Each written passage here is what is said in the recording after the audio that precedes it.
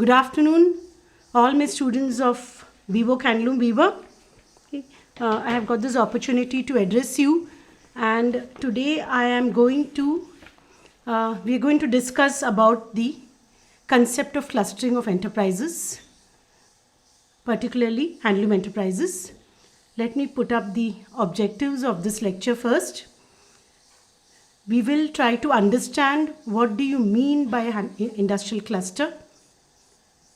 We are also going to find out what are the types of industrial clusters in India, what are the benefits of clustering of enterprises, and last but not the least, what is the importance of handloom sector for the Indian economy. It's very important for all of you as students of BWOC and being weavers to understand the actual definition of an industrial cluster. Only then would you be able to identify what is a cluster. Are you operating as a weaver in a cluster? Could it be defined as a cluster at all? So let us start with a very simple and a very broad definition. Clusters are defined as sectoral and geographical concentration of enterprises.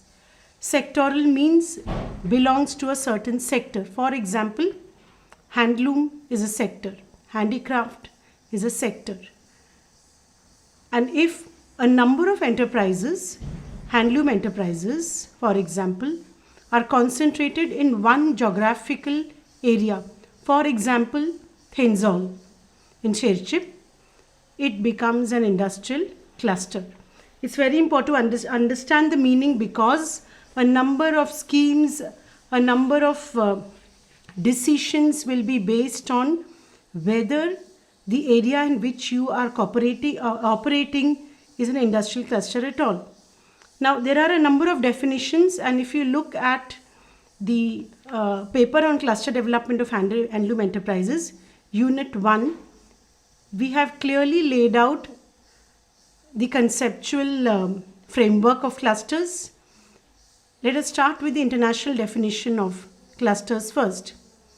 UNIDO, an international agency, has defined it as a sectoral and geographical concentration of enterprises which are faced with common opportunities and threats. Now, what are these common opportunities and threats?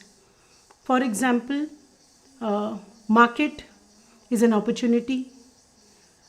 Threat would be any kind of economic threat that you're going to face.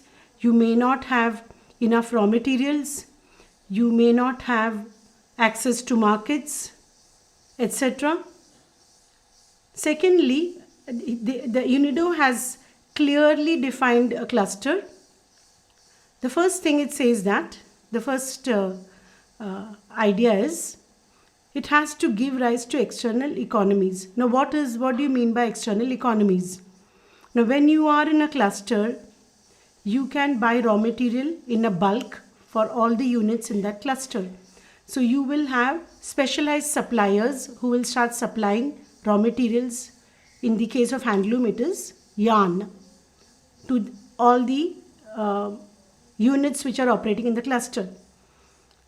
Components, you may have specialized services for the looms, for the accessories that you use. You may also need some skills, expertise, which are very specific to handlooms. That will also be available because you are concentrated in one particular geographical area. It should also favor specialized infrastructure for all the units of the cluster. For example, a common facilities center. There should be a common facilities center which is available for all the business units or all the handloom enterprises in that particular cluster. And of course, lastly, it will enable interaction and cooperation between local institutions, all the stakeholders of that particular enterprise. Because of this interaction, you will be able to innovate, you will be able to learn. This is one of the definitions given by UNIDO, which is an international institution. Another international definition given is by the Organization for Economic Cooperation and Development. Now they say that it has to be a network of production of strongly interdependent firms. So there will be a number of firms which are dependent on each other. Suppliers, wholesalers, the handloom enterprises themselves who are producing the fabric. You should also have networks between knowledge producing agents, that is research institutions. Here we can say for example Mizoram University, and then you'll have other institutions, banks, consultants, and ultimately the customers which are linked to each other in this production chain, which we do not find in many of the clusters in India. Now we come to the definitions given by the Indian institutes, banking institutes, Ministry of Textiles, etc., etc. First we come to NABARD. Okay. Now NABARD has defined a cluster as a number of micro enterprises which are functioning on a self-help group model, and they should have a minimum of 50 beneficiaries and it can extend up to 200. But in very intensive clusters, the number can go up to 500 or 700. Okay? And this will be extended over a block or taluka. Now this is a typical case of Thenzol which has been mapped in Mizoram. Now though the definition says that it should be on a self-help group mode, that is not the sole definition of cluster. That doesn't mean that just to get funds from NABARD, you have to form yourselves into self-help groups so that you get some benefits from NABARD. Now, that is the wrong way in which we are interpreting definitions. I know that a number of errors are being made even in the clusters in the Northeast.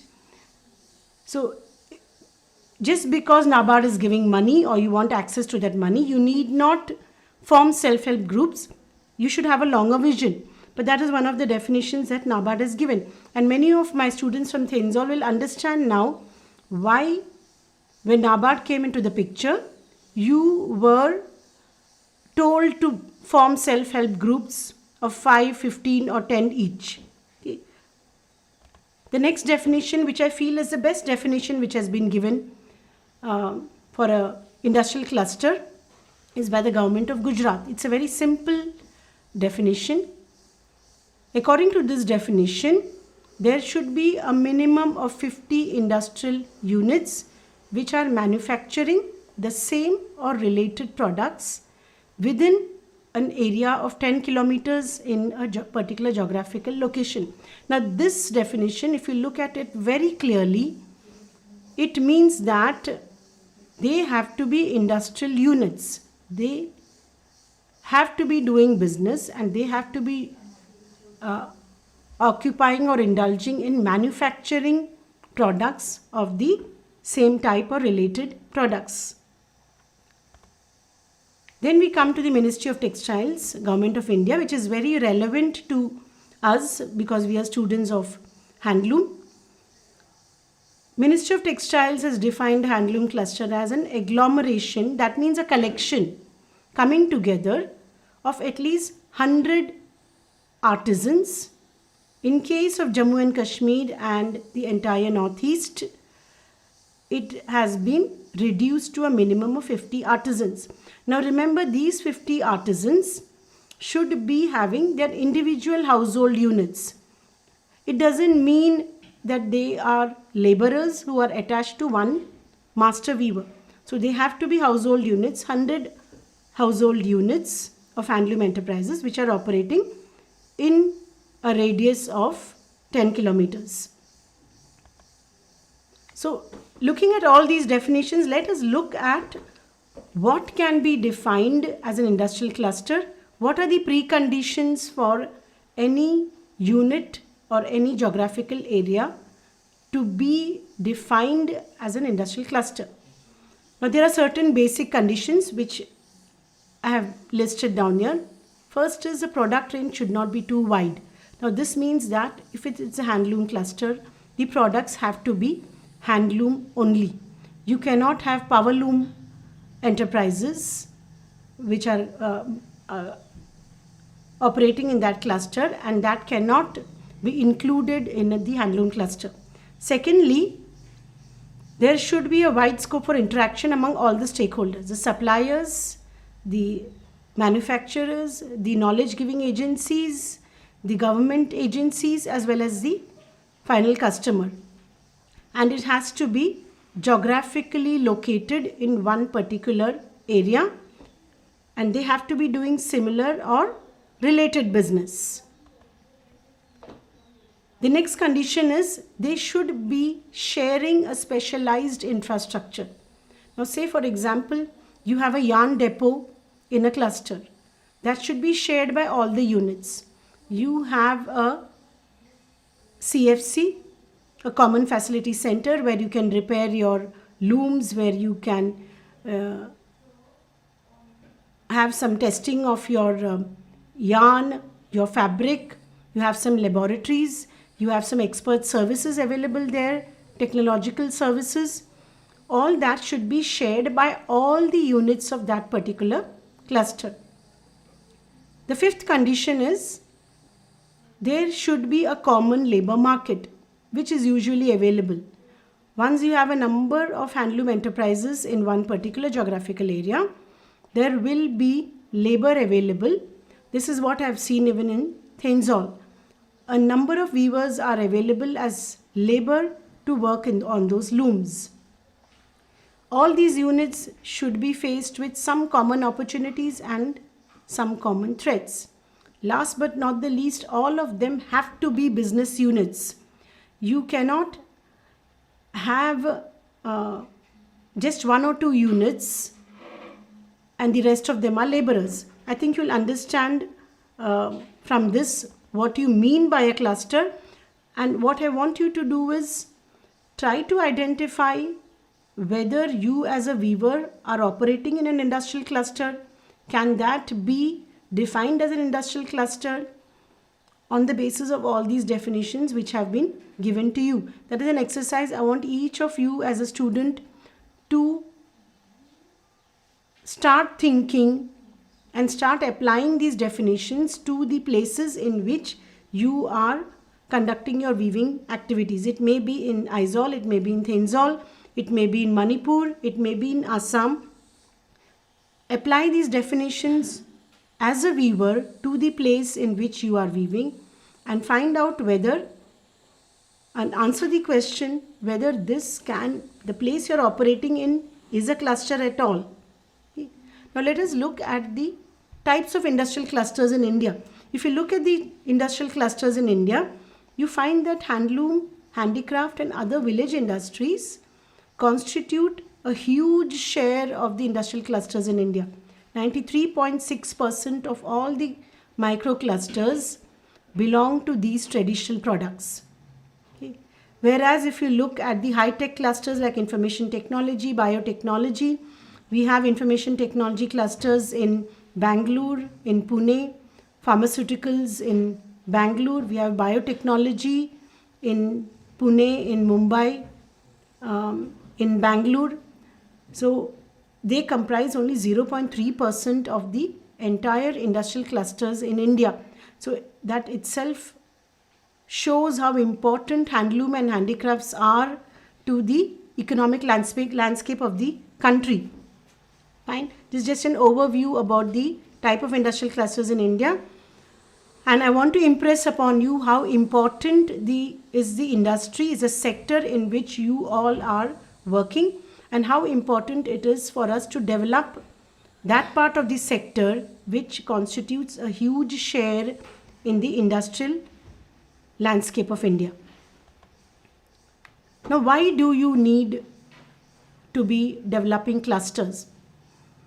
Now, the most important benefits I've listed out. First is, if you are in a geographical place, you are clustered together, you have access to a large market. You need not be selling your products only in the local markets. You can even start selling it in the national and international market, provided all of you come together and cluster development strategies have started in that particular cluster. You started reaping the benefits of cluster development. Second is higher productivity. The productivity of labor, productivity of looms, everything will increase because of clustering. You have a higher bargaining power because when you're together, you can always bargain for raw materials. You can always bargain at the price that you have to sell because all of you are together and you have an expertise in producing that particular product. Next is flow of knowledge. Because you're together, there is a transmission of knowledge. Knowledge from one weaver to another, knowledge about the products, knowledge about the customers, knowledge about the markets, and etc. etc. Another important benefit that comes when you are in a cluster is credit facilities. Banks are happy to give loans to such places because they know that you are all units which are operating in one geographical area. I've already mentioned about infrastructure. That particular cluster can have yarn depots, can have a whole lot of infrastructural facilities which will be shared by the entire cluster. Expert labor is available because the cluster has become an expert in producing that particular product. Let us look at the handloom sector per se. Okay. Why is this important? I have shown you the landscape of the industrial clusters in India, where we saw that 93% of the micro enterprises belong to handloom and handicraft and other village industries. Handloom sector is the second largest employment provider after agriculture. It is providing employment to a huge number of households across the country. So it is important.